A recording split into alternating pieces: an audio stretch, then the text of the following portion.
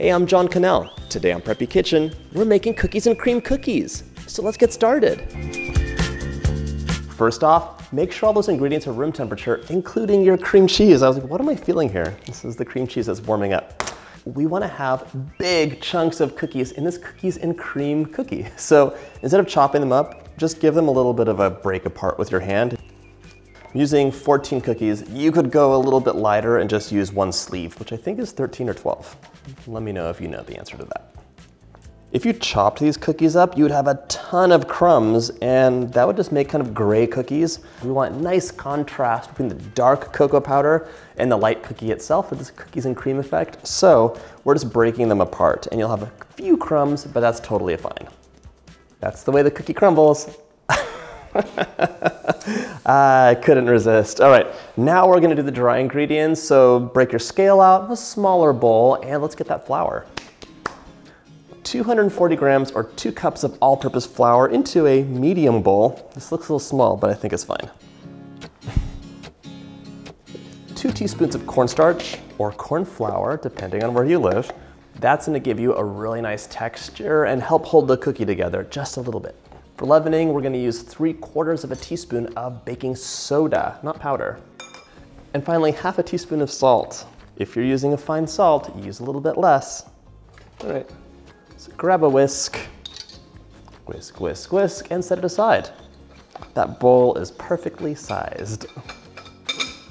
Into the bowl of my stand mixer, I'm adding 140 grams or 10 tablespoons of room temperature unsalted butter, along with 4 ounces of that room temperature cream cheese. We're gonna mix this up until it's nice and creamy, also homogeneous. Also, don't snack on these Oreos. No, save those for the cookie.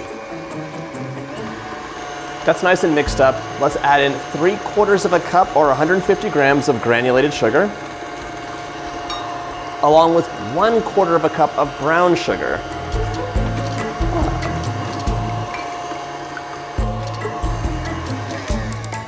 Giving this bowl a quick scrape. You could definitely do this with a hand mixer, just in a big bowl.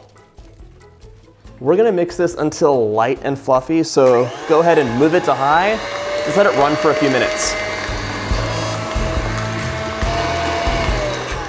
Look at this consistency. It's like a beautiful cloud. You can see from before the not so mixed stuff versus the really fluffed up. Changed color and consistency. It's like beautiful, delicious clouds. It's time for 2 teaspoons of vanilla,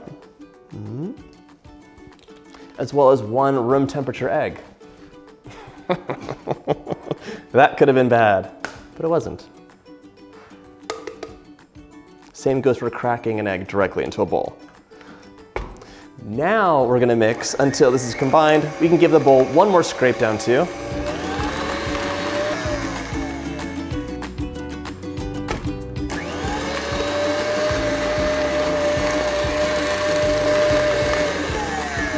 Alrighty, that's all mixed in, and now we're gonna add the dry ingredients. I'm almost not gonna use the mixer anymore. There's gonna be a lot of hand mixing here, starting off with just kind of folding this in from the bottom, giving your batter a head start.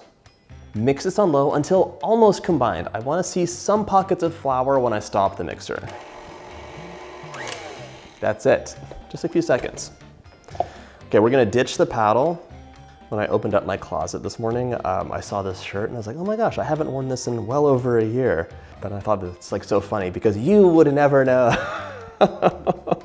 There are a couple of these shirts in the closet.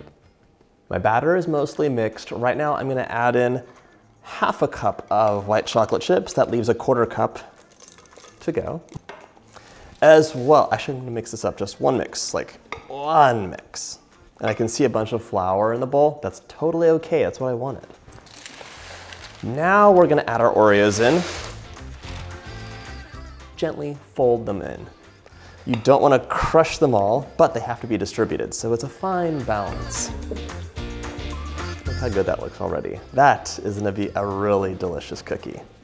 I based this recipe when I was making it on my cream cheese cookies, which you can click up here for. They're one of my all-time favorites. This is coming in hot for them. They're so good. This has cookie pieces distributed throughout. This needs to go into the fridge to chill for at least an hour. You can also make this the day ahead. Once your dough is chilled, we're gonna scoop out 2 tablespoon-sized balls of dough, and that is more or less exactly 50 grams. 49, close enough. All right, give them a roll, and we're going to place these onto our cookie sheet, giving them about 2 inches of room in between. Look at that beautiful set, look at the colors, it's so pretty. Scoop and roll until your baking sheet's full. We'll have about 2 to 3 baking sheets full of cookies with this recipe. Now we're gonna place those remaining white chocolate chips right onto the cookie. I like to give 3 or so per. These will bake at 350 for about 11 minutes or until the edges are just set and they look amazingly delicious. Into the oven. If you like this video, check out my cookie playlist. That's some good cookie. As my son would say, I like it.